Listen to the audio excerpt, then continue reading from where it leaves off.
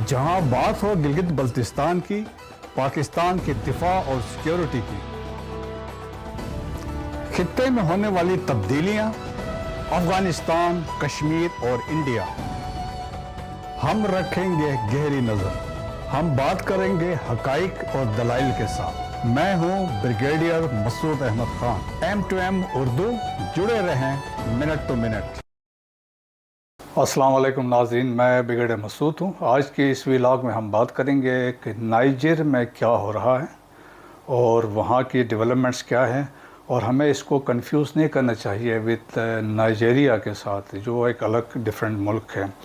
अभी हाल ही में हमने ख़बरों में देखा कि नाइजर में एक बगावत हुई है और वहाँ पे मिलिट्री ने टेक ओवर किया है और जो इलेक्टेड गवर्नमेंट थी उनके प्रेसिडेंट को डिटेन कर दिया है। और ये जो नाइजर मुल्क है वेस्ट अफ्रीका में है और इसको साहिल रीजन भी कहते हैं। और साहिल रीजन बेसिकली साहिल इसका मतलब है जो अरबिक साहिल है, कोस्ट, और ये साहिल रीजन शुरू होता है अटलांटिक ओशन से। अटलांटिक ओशन से अगर वहाँ से जो ममालिक हैं मोरितानिया और सेनेगल से शुरू होता है और ये जाता है रेड सी तक। रेड सी में जाके ये टच करता है एरिट्रिया और सूडान के ममालिक को। और इसमें तकरीबन साहिल रीजन में 12 ममालिक हैं। और इस रीजन में जो ख़तरा जो एक इंटरनेशनल कम्युनिटी को यहाँ से पैदा हो रहा है वो है यहाँ पे दहशत गर्दी है, जिसमें अलकायदा है, बोको हराम वाले हैं और आईएस का यहाँ पे सिंपथाइज़र या उनकी अपनी प्रेजेंस यहाँ पे मौजूद है।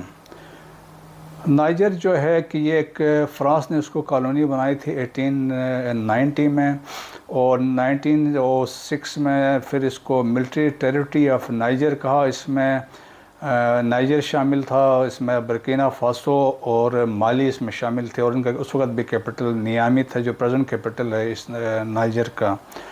और 1960 में जाके नाइजर को फ़्रांस से आज़ादी मिली। अगर इसकी लोकेशन, इस मुल्क के आप लोकेशन देखें, जिस तरह मैंने कहा, एक तो ये अफ्रीका में है, दूसरा साहिल रीजन है, फिर तीसरा इसको कहते हैं वेस्ट अफ्रीका में है। इसके नॉर्थ में जो मुल्क है वो लीबिया है, और इसके जो नॉर्थ वेस्ट में अल्जीरिया है, और उसके वेस्ट में माली है और बर्किना फासो है, और साउथ में इसके नाइजीरिया है। और इसकी पॉपुलेशन कोई 25 मिलियन के करीब है। और इसके जो एरिया है वेस्ट अफ्रीका में it is the largest country है। और यहाँ की इम्पोर्टेंट चीज़ है ये, it is a uranium rich country, इस वजह से यहाँ की इसकी बड़ी इम्पोर्टेंस इसमें है। ये मुल्क जो है जिस तरीके से बाकी अफ्रीकी ममालिक जो मशहूर हैं बगावतों के लिए, रीजन ऑफ कू कहा जाता है, ख़ास तौर पे वेस्ट अफ्रीका और साहिल रीजन है, यहाँ बहुत बगावतें हुई। अब यहाँ पे अभी भी मेजॉरिटी जो ममालिक हैं वहाँ पे फ़ौजी हुक्मरान रूल कर रहे हैं। यहाँ पे जो पहले बगावत हुई थी वो 1960 में आज़ादी मिली, पहली बगावत हुई 74 में, फिर 96 में, फिर 98 में, और फिर 2010 में लास्ट जो बगावत यहाँ पे हुई थी। अब जो रिसेंट जो बगावत हुई है 26 जुलाई 2023 को, जो प्रेसिडेंशियल बॉडीगार्ड के जो जनरल थे, जनरल अब्दुर्रहमान, उन्होंने बगावत की, और वो जो इलेक्टेड प्रेसिडेंट थे मोहम्मद मैज़ौफ़, उसको उन्होंने रिमूव किया पावर से। और उस वक्त उन्होंने इल्ज़ाम ये लगाया कि जी वहाँ पे बेड गवर्नेंस थी, और सेकेंडली सिक्योरिटी इश्यूज़ थे और लॉ एंड ऑर्डर की सिचुएशन थी, इस वजह से उन्होंने रिमूव कर दिया है। अच्छा, जैसे ही इन्होंने ये बगावत की वहाँ पे तो कुछ मिले जुले रुझानात थे, लेकिन मेजॉरिटी जो कैपिटल नियामी में लोगों ने इसका खुशी का इज़हार किया, और इस पर और स्पेशली एंटी फ्रांस सेंटिमेंट्स लोगों में थे, क्योंकि फ्रांस का इन्फ्लुएंस था। तो फ्रांस के ख़िलाफ़ यहाँ पे मुजाहरे भी हुए, फ्रांस के ख़िलाफ़ नारे लगाए। लेकिन एक ख़ास चीज़ जो नोट की गई, उन्होंने रशिया की हिमायत में पुतिन की तस्वीरें और जो रशिया के झंडे उठाए हुए थे। उन्होंने कहा, एक कुछ भी लिखा था, आई लव पुतिन, और जब लॉन्ग लीव रशिया, इस तरह के वो थे। अभी इसको जब ये बगावत हुई तो इसके बाद उसको कंडेम किया, अफ्रीकन यूनियन ने भी किया, यूएसए ने भी किया, यूनाइटेड नेशंस ने भी किया, फ्रांस ने भी किया, यूरोपियन यूनियन ने भी किया, और बहुत सारे ममालिक ने किया। और उनके सब ने यही कहा कि जी जो प्रीवियस गवर्नमेंट है उसको रिस्टोर वहाँ पे होना चाहिए। ECOWAS ये यहाँ पे एक ऑर्गेनाइजेशन है स्पेशली जो economic community of waste African states है, और इसमें नाइजर शामिल हैं। ایکواس میں بھی ابھی جس طرح میں نے پہلے بات کی، اس میں بہت سارے ممالک ایسے ہیں جن میں فوجی حکومتیں ہیں، لیکن اب باقی جہاں پہ نہیں تو انہوں نے مل کے یہ فیصلہ کیا، ایکواس کی ایک جو سمٹ ہوئی، انہوں نے کہا کہ اگر وہ ریسٹور نہیں کرتے ہیں ڈیموکریٹلی الیکٹڈ پریزیڈنٹ مزوف کو، دین دے ول انٹرفیئر یا they will enter into Niger to restore the government, اور انہوں نے کہا ملٹریلی ہم اس پہ ایکشن لیں گے۔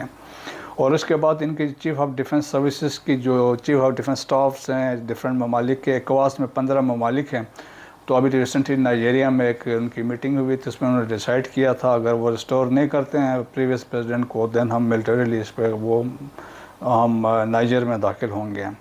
اس کا جو نائجر کا رسپانس تھا، نائجر نے یہ کہا ہے کہ جی اپنوں نے ایک تو ایئر اسپیس بند کر دیا، سیکنڈلی انہوں نے یہ کہا کہ جی ایک they have launch a massive recruitment, youngsters کو اکراس دی کنٹری وہ ریکروٹ کر رہے ہیں ان کیس کوئی انویژن ہوتا ہے تو فائٹ اٹ آؤٹ، کہ وہ کس کے خلاف جو ایکواس کی فورسز ہیں ان کے خلاف لڑیں۔ یونائٹڈ اسٹیٹس کا جو اس میں انٹرسٹ ہے، ان کی کوشش یہی ہے کہ جی بات چیت سے کوئی اس پہ طریقہ نکالا جائے، اور انہوں نے اپنا ریسنٹلی ایمبیسڈر بھیجا ہے اور انہوں نے آفر کیا ہے ہم اس کو میڈیٹ کر سکتے ہیں، لیکن اس پہ بھی کوئی ابھی تک انہوں نے اس کو جو وہاں پہ جنتا آئی ہوئی انہوں نے اس کو ریجیکٹ کیا ہے۔